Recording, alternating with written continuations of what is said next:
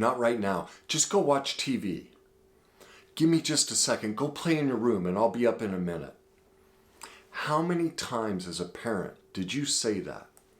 5, 10, 100, 1,000, 5,000 times? If you're like a normal parent, you said that same comment thousands of times to your children. See, this is what people don't realize. That's trauma.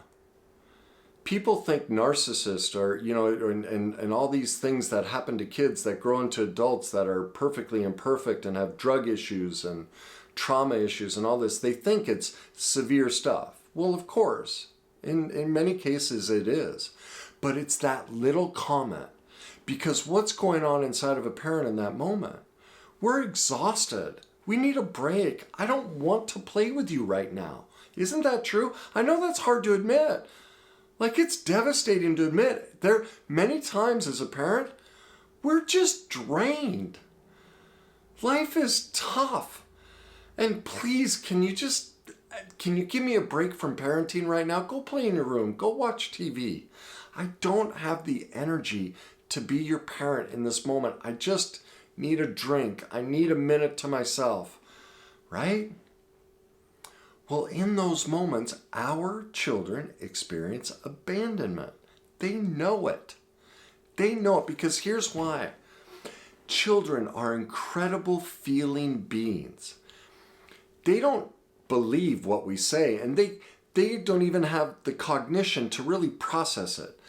But what is unfiltered for children is their ability to feel. They know what's going on inside of us. We can't hide it from them. They feel it. And so while our words we may have a smile on our face, go, oh, I'll be up in just a second, I can't wait to play. Underneath it, they feel inside that we're screaming, God, the last thing I want to do is to go play dolls right now, or go throw the football, or play video games, or sit with you. All I want is a moment to myself to go pull some weeds in the garden, go have a glass of wine, go do something. I just need a break. And in that moment, our child experiences severe trauma. Now, that's not saying you're a bad parent. And it's not to say that your child is to blame, or that you're to blame because your child is now a narcissist, or now has addiction issues, or keeps picking these terrible partners and is shunning you and saying you're a terrible parent. What it brings to light is how absolutely overwhelming the job is of parenting. Like when you do the research, if people realize literally those moments leave trauma in our children, nobody would be a parent. Like, who wants to sign up for that? But that's what it requires.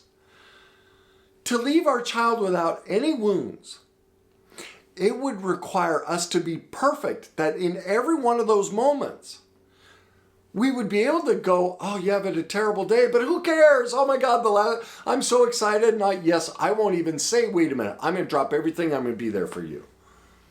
That's what it would require. Well, that's just not humanly possible. So how is a parent to blame? How could anyone say that you or anyone else is a bad parent? It's just not even true. But conversely, we all have to take ownership that because we're perfectly imperfect, because we're human, because the job of parenting requires so much, that we all left wounds in our children. And we're watching them play out in their lives. The struggles they're having are almost always a direct result of our perfect imperfection, our emotional imperfection when we raise them. And our inability to own that, our denial of that fact, that's the real abuse. That to me is what's unspeakable. The parent who won't acknowledge that they made mistakes, and those mistakes are showing up in their adult child's lives. That's the unforgivable sin. To not be able to sit with their child and listen to their child's voice. They may be 20 or 30 or 40 years old right now, and that adult won't even listen to anything about their imperfections. That part is unforgivable. It's also heartbreaking, because you know what it says about that parent? that they were so tormented as a child they can't be wrong. So even them, they can't be blamed. But that's the critical thing we have to start addressing as a society, is that we make mistakes and they leave indelible marks on our child. And there's nothing wrong with us. We are not bad people. The only time this crosses over into something that's really egregious is when we become aware of this and we choose not to face it. We choose not to get better as a parent. We choose not to learn, even if our kids are 30 years old.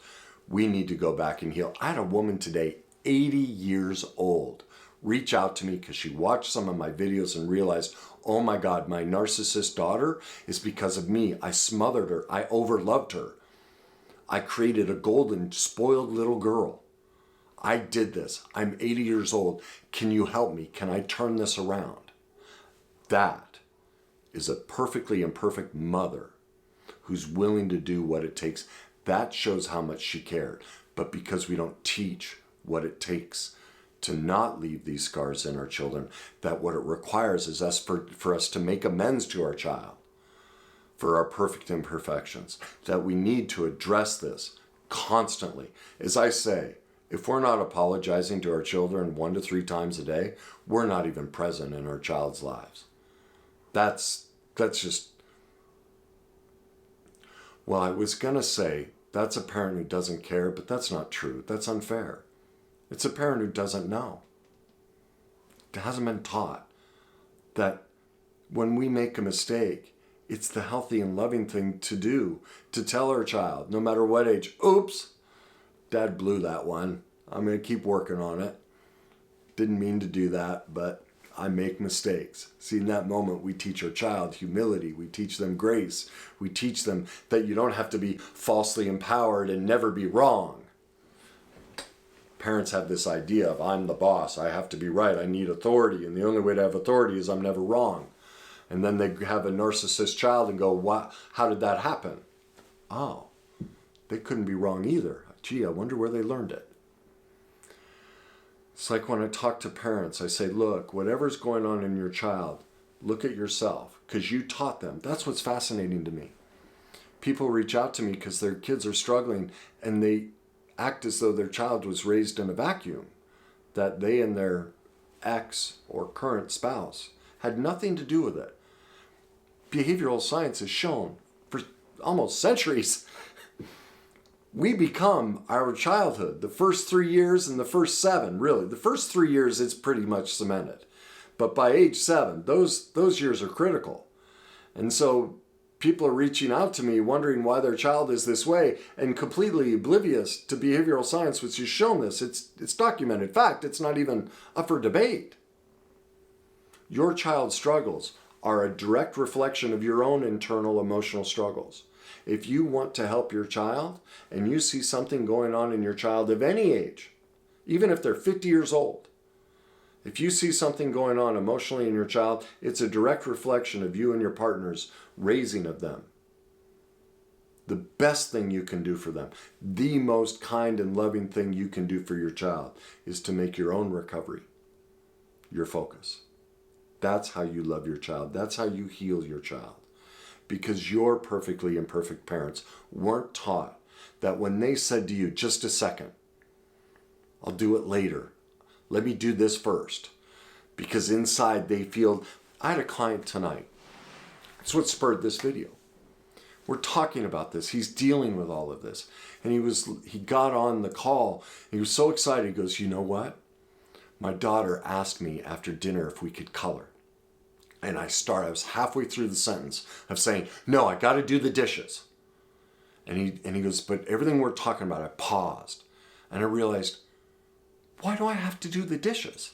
I'm just trying to avoid. I'm scared of connecting with my daughter. I don't know what to do with that. But also because in my house growing up, the dishes had to be done or you were a bad kid. I realized I was about to leave that same imprint on my daughter that there's something bad and defective and wrong with you unless the dishes are done right after dinner. Instead, I paused and I went, you know what? Yes, we can. And he goes, you know what? I didn't even do the dishes. I did them the next day. And for the first time, I woke up not feeling guilty for leaving and ignoring my daughter. That's parenting. That's what all of us have gone through as children. Parents who were raised by parents, who were raised by parents, who had tremendous emotional fears that they never have been taught to deal with because our society says don't deal with them, and they just pass them down. And we find all this myriad of coping skills and denial mechanisms to hide behind our perfect imperfections as a parent and go, no, it wasn't me, I didn't do anything wrong, my child ended up this way, I don't know how it happened. I'll never forget my dad asking me, just before he died, why did my brother and I end up with narcissistic sociopaths as wives? And I looked at him and I said, Dad, is that a question? Like, I knew my dad had an issue with denial. I knew he didn't want to deal with it, but I was kind. I was giving him an opportunity. We can have a real discussion if you're ready for it, but I'm not going to belittle you and shame you for you and my mom's perfect imperfect parenting of me, but I'd love to have a discussion. And as soon as I said, are you asking a question? No. Your mother and I, we just could never understand. Okay, I'll let you stay where you are. But it breaks my heart that because my father was beat to death, my father couldn't be wrong, so he couldn't have the discussion. So is my father to blame for how he raised me? Okay. Well, he also raised me with a ton of good qualities. Nothing is all bad. Everything is perfectly imperfect. But the solution on both sides is to everybody get out of denial. Start admitting the truth. We leave wounds in our children, and it's showing up in their daily life, and we need to own that. That's parenting.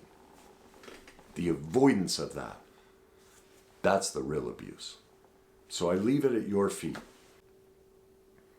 Learn about it. If you don't know how, if you're looking for resources, I have a free online magazine site. And this isn't a sales pitch. You don't have to hire me or buy my stuff. This is just a starting place. But I have book recommendations, tons of videos, articles to get you started. Go in any direction you want. Pick any teacher you want. I don't care who it is. It doesn't have to be me, but pick somebody. Start learning how to heal the pain from your past and how to build true intimate connection, and learn about these parenting dynamics. Learn how to heal them and make amends to your kids. Again, it doesn't have to be mine, but if you're looking for a starting point, go to my online magazine site, www.thegreatnessuniversity.com. That's www.thegreatnessuniversity.com. Please leave me your comments. Please share this. And as always, enjoy the journey.